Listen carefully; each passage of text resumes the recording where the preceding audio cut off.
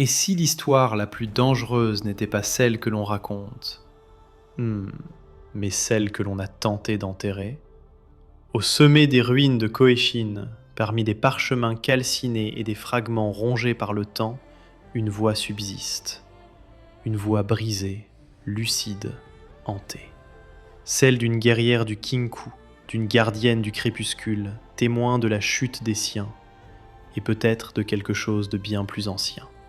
Asakana, hémomancie, serment, trahison, vision troublante. Ces écrits ne sont pas de simples souvenirs, ce sont des avertissements. Aujourd'hui, nous allons plonger ensemble dans ces fragments retrouvés et tenter de reconstituer l'histoire que quelqu'un, quelque part, aurait préféré voir disparaître à jamais.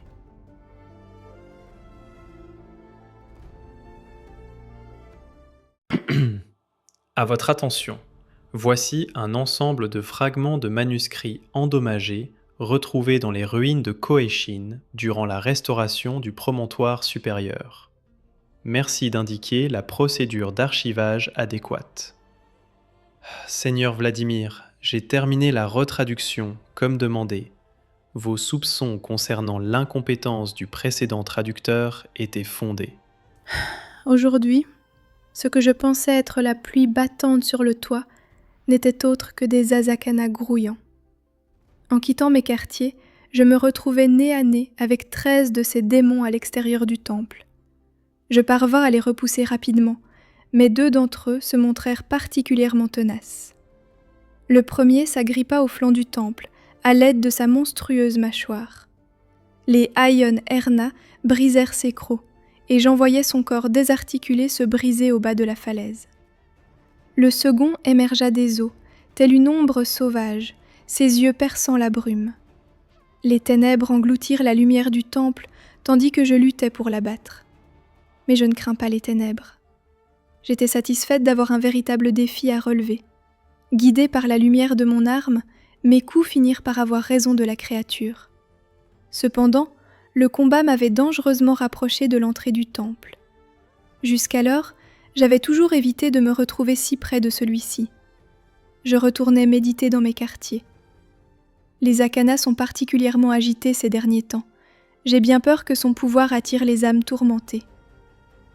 En plus de mes activités quotidiennes, je me mis à effectuer une nouvelle ronde autour du périmètre. Le terme Aion Erna semble dériver d'une langue racine archaïque et peut être lié à Ionia.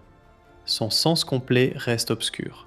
Ici, dans le royaume spirituel, mes pensées se tournent souvent vers les disparus.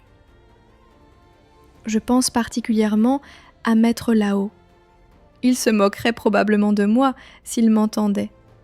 Chacune de ses leçons, bien que rares, donnait un sens bien plus profond à notre routine.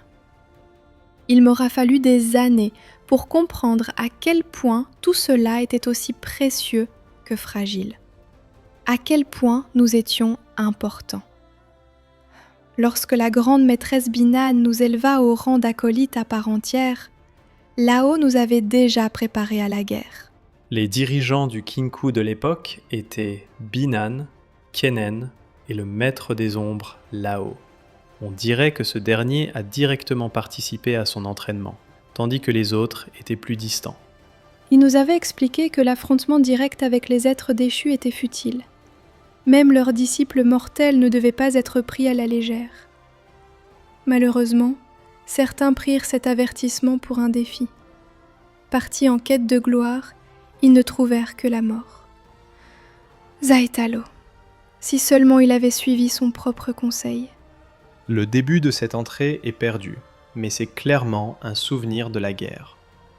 À la lueur de la lune, j'aperçus un serviteur des déchus, un seul, se tenir dans l'angle mort de Lao.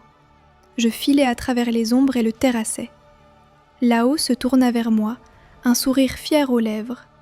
Sourire qui se mua en expression d'horreur lorsqu'il remarqua le symbole sur la tunique de l'assassin. Le sang, elle arrive.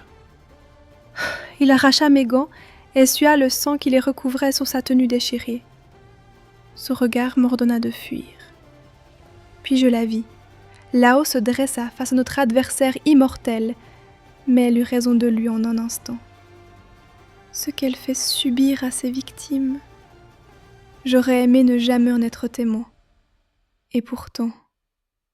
Le reste du parchemin est trop endommagé pour être lisible, mais cette description semble évoquer l'émomancie, vous en conviendrez. Reste que nous n'avons aucune certitude sur ce qu'elle a vu. J'ai eu le temps de ressasser mes serments, en particulier ceux que j'ai juré de respecter en devenant le point des ombres. Je suivrai les conseils de l'œil et je respecterai la sagesse du cœur. Je vaincrai quiconque perturbera l'équilibre. Je taillerai l'arbre de la faiblesse et du mal. Je ne servirai ni faux dieu, ni Kanmei. Je ne laisserai pas mes émotions m'empêcher de faire ce qui doit être fait. Mes parents m'ont confié à l'ordre dès mon plus jeune âge. Je connaissais ces serments par cœur, et j'ai juré de les respecter aveuglément. Je me nourrissais des enseignements de mes maîtres avisés, et j'aspirais à marcher dans leurs pas, même si leurs véritables intentions m'étaient inconnues. L'oblation des enfants, confiée au temple et fournissant des services en échange de ce sanctuaire, a repris pendant les escapades de ce bon vieux Boram en Ionia. Les pénuries et les pertes de guerre ont empêché de nombreuses familles de nourrir leurs enfants.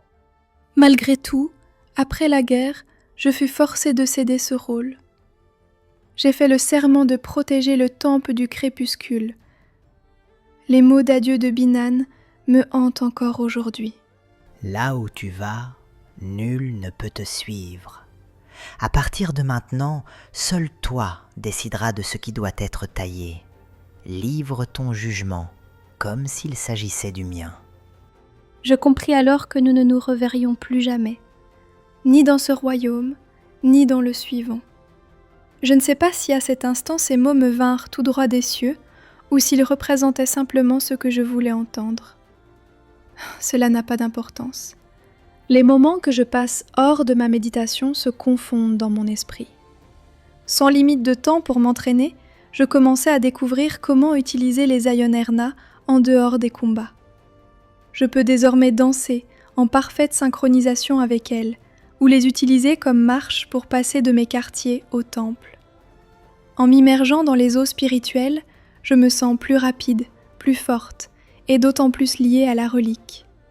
Une démonstration martiale qui nécessitait autrefois 16 invocations de la prière du crépuscule ne m'en demande aujourd'hui plus que 11. Je ne saurais dire si cela est dû aux eaux ou au froid. Néanmoins, les sources chaudes de Koeshin me manquent. Crépuscule ne désigne pas forcément l'heure de la journée, ici, contrairement à ce que supposait le traducteur précédent. En contexte, il peut s'agir de techniques martiales, du rôle du kinku, du temple ou de l'aspect. Une vision m'apparut tandis que je méditais. Ou bien était-ce un souvenir ? Une fois de plus, je nous voyais pourchasser l'éventail et ses acolytes au sommet d'une montagne, loin au-delà de l'orée des arbres. Les hurlements de rage du Darkin résonnaient entre les sommets gelés. J'en voyais les Ayon Erna fendre l'air et se planter dans la poitrine d'une femme qui me chargeait, sa lame brandie. Un kunai effleura mon oreille et j'entendis des voix derrière moi.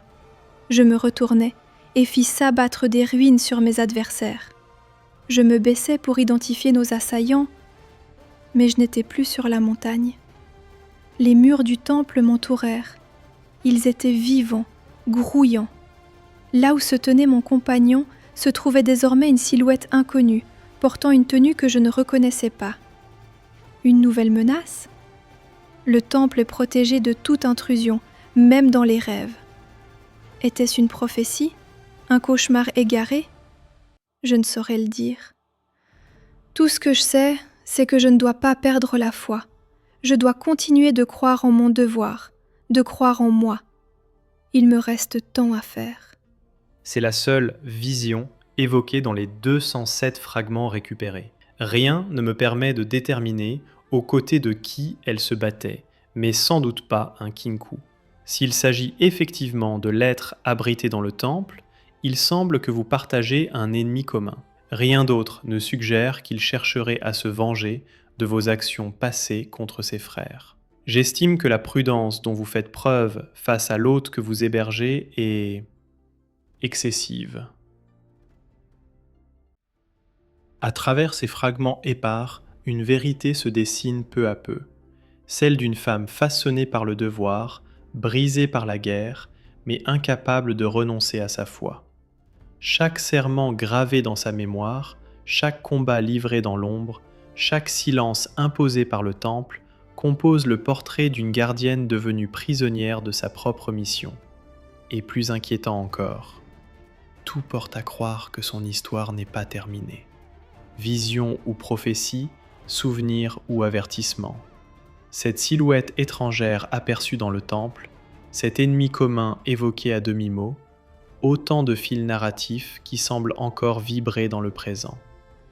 Ces manuscrits ne racontent pas seulement le passé, ils nous murmurent que certaines erreurs se répètent, que certaines menaces patientent, et que la frontière entre foi et aveuglement est parfois plus fine qu'une lame.